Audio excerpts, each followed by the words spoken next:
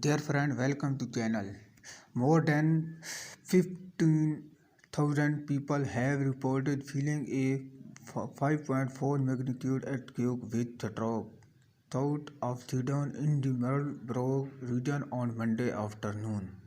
Felt report from Marlbrough quick source GeoNet said the quick drop at 4:06 p.m. at a depth of 13 kilometers. It was recorded 13 kilometers southwest of Seddon.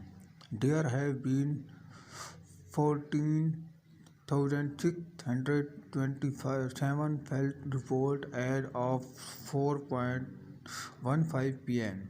Thanks for your watching time.